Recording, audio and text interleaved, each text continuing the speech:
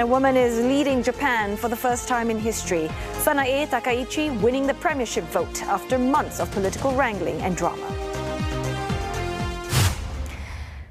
Well, analysts say Ms. Takaichi has her work cut out for her, from managing a rising cost of living to testy relations with the US. And to help us unpack all of this, we are joined by Kei Koga, Associate Professor, School of Social Sciences at Nanyang Technological University. Well, thanks for joining us this evening, Prof.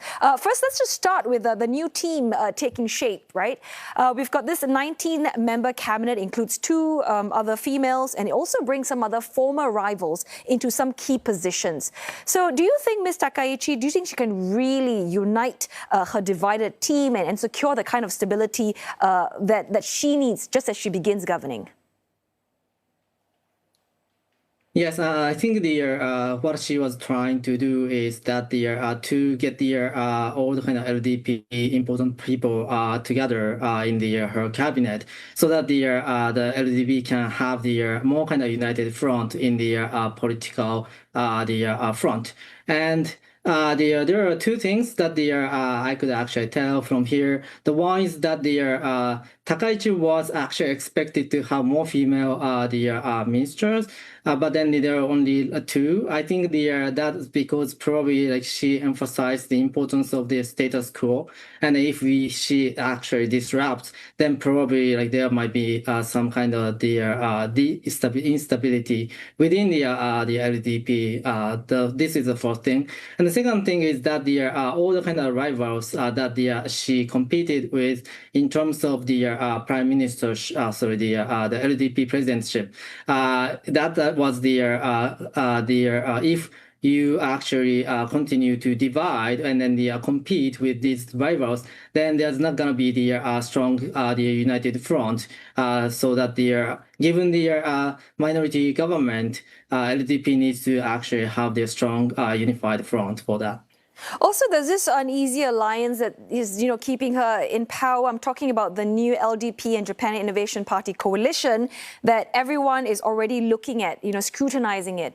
So JIP, given no ministerial posts, some people argue that this coalition might not even last. I mean, is this something that, do you agree? And what's going to be the deal breaker here?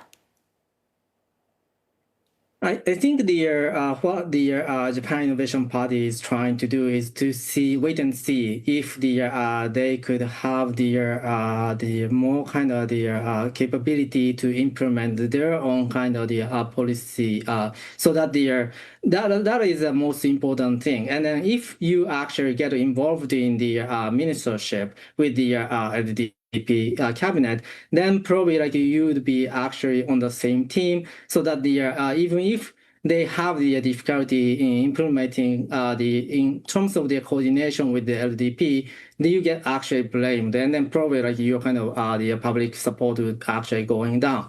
So if the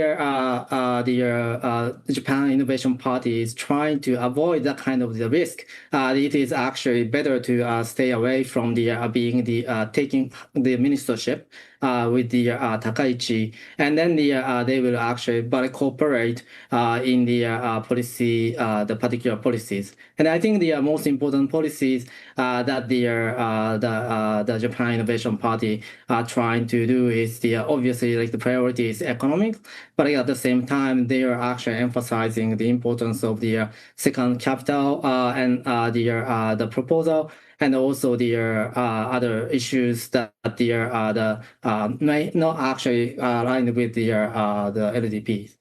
Yes, so you've mentioned those issues there. The pressure is very immediate, right? Feeling it from home. You've got rising prices, stagnant wages. So what are some of the key moves do you think people are looking out for, say, in the first 100 days to lift household confidence?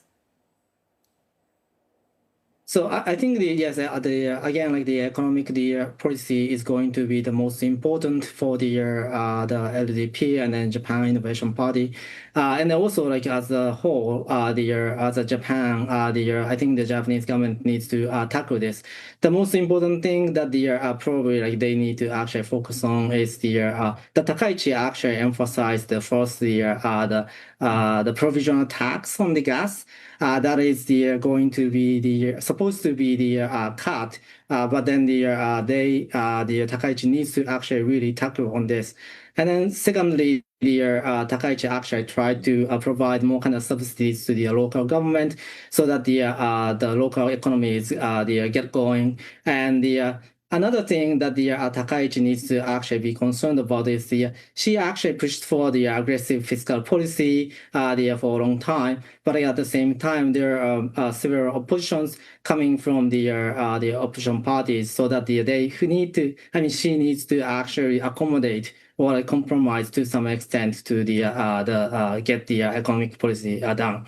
But I think still the economic policy is the most important issues. And if the Takaichi administration makes it successful, probably the LDP is going to gain more kind of popularity in the future.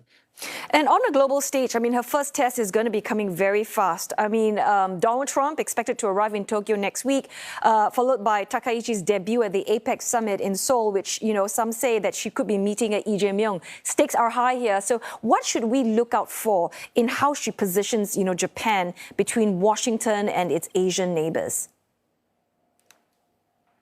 I think this is the first time for the Takaichi to meet the President Trump, and then this is going to be particularly important because as many said, that the U.S.-Japan alliance is the most important diplomatic and security policy of Japan, and then it actually needs to maintain and enhance the relationship in the future. So what probably the Takaichi going to do with the President Trump is to reassure the importance of the U.S.-Japan alliance, and then try to get the more kind of statement to that promises to enhance the alliance in the future.